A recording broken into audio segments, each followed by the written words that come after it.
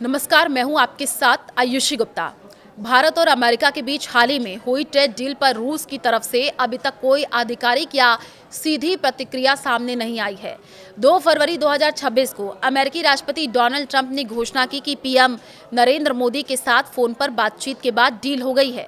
इसके तहत अमेरिका ने भारतीय सामानों पर टैरिफ 50% से घटा करके 18% कर दिया है और रूसी तेल खरीद से जुड़ी अतिरिक्त 25% पेनल्टी भी हटा दी है। ट्रंप ने दावा किया है कि भारत अब रूस से तेल खरीदना बंद करेगा या काफी कम करेगा और इसके बजाय अमेरिका तथा संभवतः वेनेजुएला से ज्यादा तेल खरीदेगा। साथ ही भारत अमेरिकी उत्पादों पर टैरिफ और अन्य बाधाओं को शून्य की ओर ले जाएगा तथा $500 बिलियन से ज्यादा के अमेरिकी सामान, एनर्जी, टेक्नोलॉजी, एग्रीकल्चर आदि खरीदेगा। पीएम मोदी ने एक्स पर पोस्ट किया कि मेड इन इंडिया प्रोडक्ट्स पर अब 18% टैरिफ लगेगा।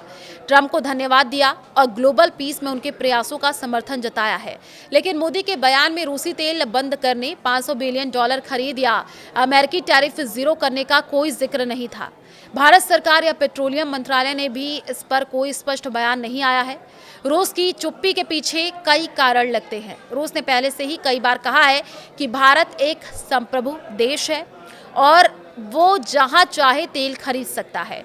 दिसंबर 2025 में पुतिन की भारत यात्रा के दौरान उन्होंने अनइंटरप्टेड बिना रुकावट तेल सप्लाई का वादा किया था और अमेरिकी दबाव पर सवाल उठाया कि अमेरिका खुद रूस से न्यूक्लियर फ्यूल खरीदता है तो भारत को क्यों रोका जाए।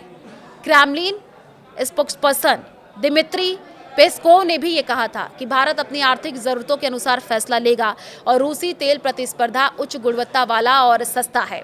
ट्रंप का दावा कि भारत पूरी तरह रूसी तेल बंद करेगा, कई एक्सपर्ट्स ओवर क्लेम मान रहे हैं। भारत पहले से अमेरिकी सैंक्शन के कारण रूसी तेल कम कर रहा है। जनवरी 2026 में करीब 1.2 मिलियन बैरल प्रतिदिन था और फरवरी में 1 मिलियन और मार्च में 0.8 मिलियन तक गिरने की उम्मीद है।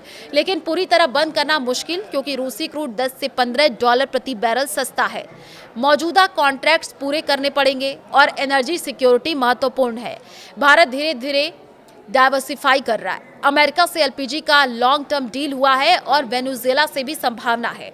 रूस भारत रिश्ते अभी भी मजबूत है। रूस भारत का सबसे बड़ा डिफेंस सप्लायर है। S-400, Su-30 आदि ब्रिक्स और एससीओ में सहयोग जारी है। अगर भारत रूसी तेल काफी कम करता है तो रूस निराश हो सकता है, क्योंकि भारत उसका सबसे बड़ा तेल खरीदार है।